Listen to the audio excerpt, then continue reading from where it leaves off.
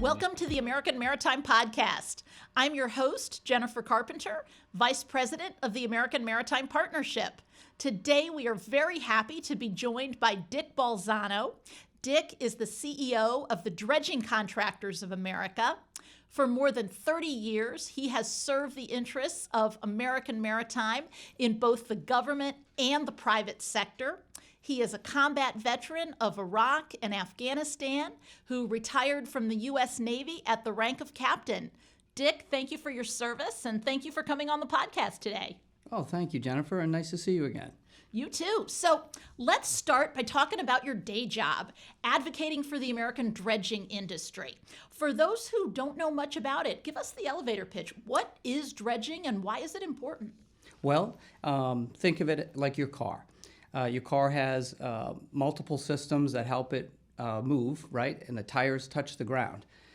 Somebody built those roads in order to make them nice and flat and smooth for your car to operate. That's what we do. We dig up the bottom of the ocean to keep the drafts at levels that the ships can navigate safely in and out of our ports and up and down our waterways. Interesting. Something people don't think about until something goes wrong, right? Exactly. Same with the highway. You don't think about the highway when you drive to the store or whatever, about the men and women that built that highway for you, but it's essentially the same thing. Really interesting stuff. In a recent opinion piece in the Virginian Pilot newspaper, you wrote that dredgers are the unsung heroes of the American maritime industry. What do people need to know about these unsung heroes that they probably don't fully appreciate? Well, that's a great question because I think you just look back at the pandemic. So many things go on in our supply chain that we're just oblivious to and we take them for granted. The things on the shelves to the gas in the gas station. All of that gets there because of our maritime transportation system. Our maritime transportation system is composed of multiple different components that all have to be working in order for the system to work. Dredging, keeping the channels free and open for commerce, is a critical part of that entire system that we need to sustain our supply chains. Good stuff. Well, we recently had an example not real far from where we live of the importance of all of this when the Ever Forward, a foreign flag container ship, grounded in the Chesapeake Bay and was stuck there for more than a month. Tell us a little bit about that incident and the role of dredgers in getting that vessel moving again. You're right. That is a great example. And I'll point out that ship is from the same fleet that the ship that blocked the Suez Canal. The Ever Forward and the Evergreen, I believe, blocked the Suez Canal. So we have two instances where these foreign flag ships have blocked commerce around the world. And it happens. It's part of the everyday workings of the industry. Why it was important for us and why we were a part of that solution to fix that problem is because we had companies that were in the vicinity doing work the minute that incident happened. So the ship ran aground and embedded itself in the sea bottom. The only way to refloat that vessel is to either remove all the weight off the ship, which is almost impossible, or deepen the draft where it's aground. And that's exactly what we did. We had companies in place. We had companies moving up and down the eastern seaboard that offered to come in and support that project. And it was very delicate. You couldn't Whenever you ground a ship like that, you have to worry about different stress points that you've done to the vessel's hull. If you remove the material too fast, you can create even more problems and cause oil leaks and everything else. So there's a lot of salvage calculations that have to be done in order to free a ship in that situation.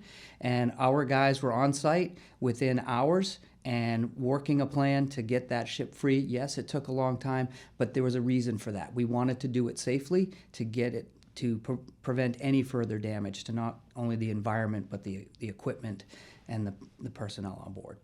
Absolutely. Dick, what would have happened if we didn't have an American dredging industry ready at short notice to come to the aid of that grounded vessel? Well, that's a good question because we don't know what would happen. We don't know how long it would take someone to respond to that, or how much they would be holding different folks hostage for the cost of that. In the United States, the U.S. Navy has a contract with several commercial entities, the Supervisor of Diving and Salvage, and they prepare to respond to different emergencies like this throughout the nation whenever needed. So we keep that capability, that industrial base, we keep that close so that we have it when we need it. That is so important. So let's shift gears a little bit. Studies have shown that maritime transport is the most environmentally sustainable form of freight transportation. I'm guessing that some of our listeners are not totally familiar with the role that dredging plays in supporting environmental sustainability and the health of our marine environment. Can you talk a little bit about dredging's role in all of that? Sure. There's actually two parts to that. The first part is what you just mentioned about seaborne transportation being one of the most efficient and effective ways to move cargo. And the reason for that is volume. We can put a lot of things on a ship and move it around and have less of a carbon footprint, less emissions compared to an individual truck moving hundreds and hundreds of times to do the same thing. But what that requires are deeper ports to handle the bigger ships, to get to the scale of economy for all of this.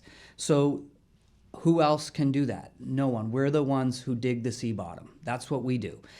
So we're the construction companies that clear all that sediment or deepening projects, remove bedrock, all of the things to allow the ports and the waterways to be the most efficient and effective they can be to handle the cargo volumes.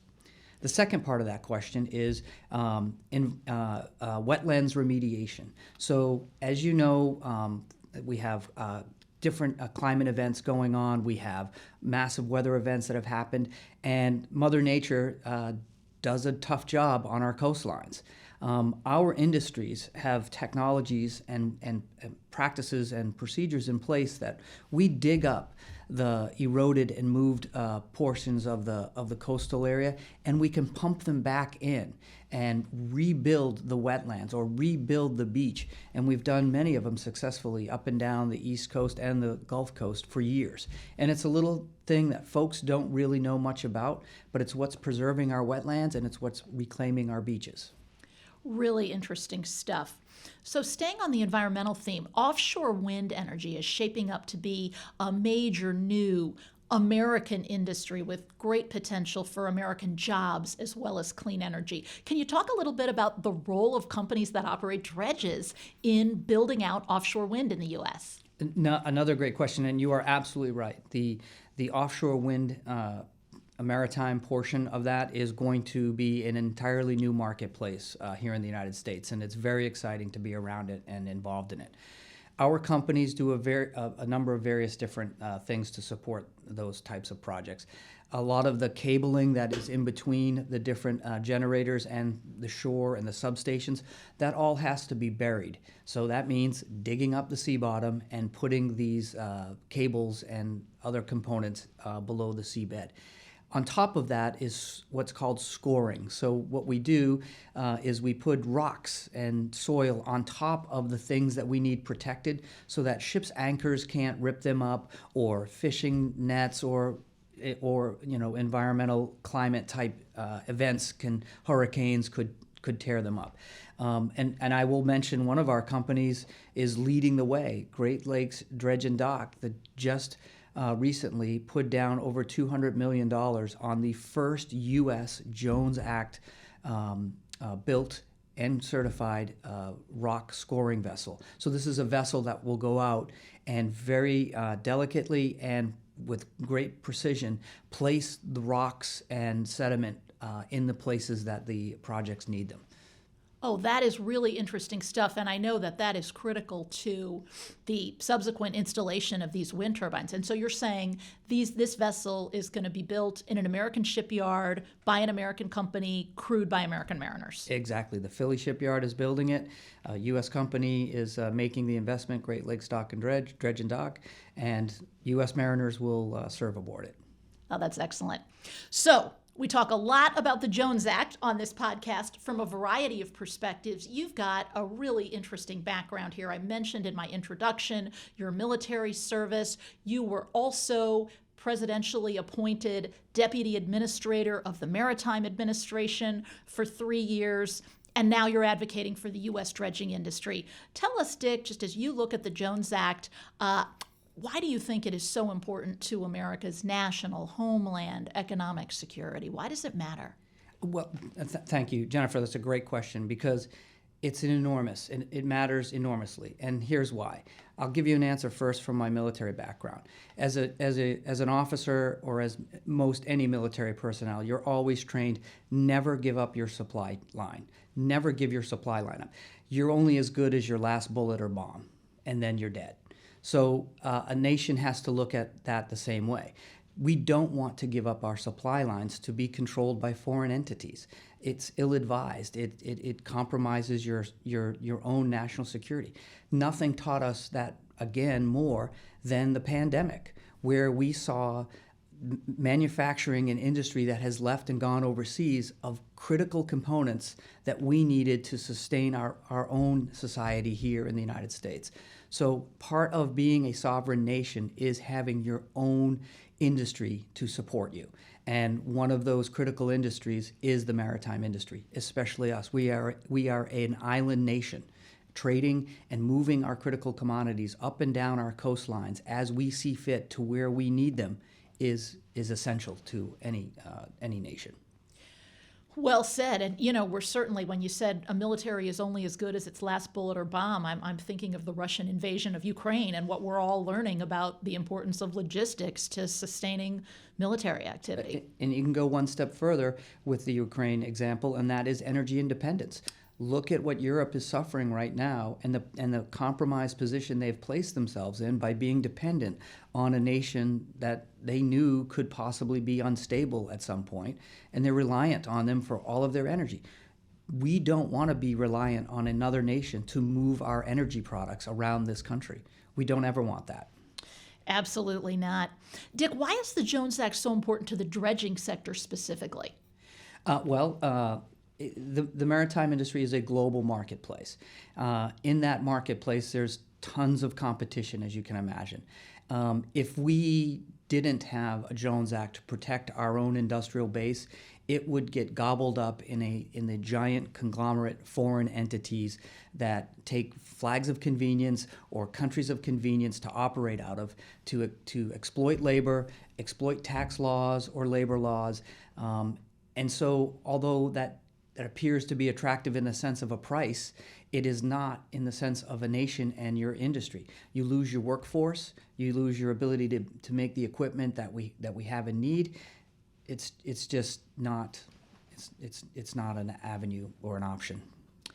And trying to build it from scratch once you've let it go away, I imagine, is a total non-starter. It's impossible. That's right. Those are skill sets and a workforce, training workforce, that once you've lost, it would take decades to bring back.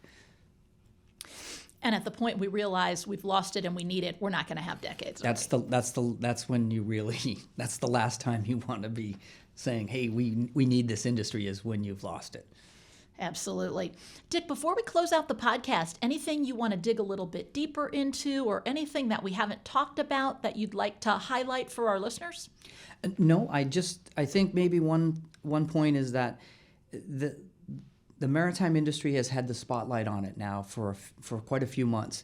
And I hope that folks are starting to realize how important this industry is to anybody who just goes into the store to buy something off the shelf, to getting gas in your car. And I hope we find that we get more support from even more of not only the political side, but just the American population in its sense. Hear, hear. I can't think of a better note on which to close than with, just appreciating the men and women of American Maritime for all that they do to help keep our country secure and to keep us supplied. Really important stuff. Yeah. That is all for this episode of the American Maritime Podcast.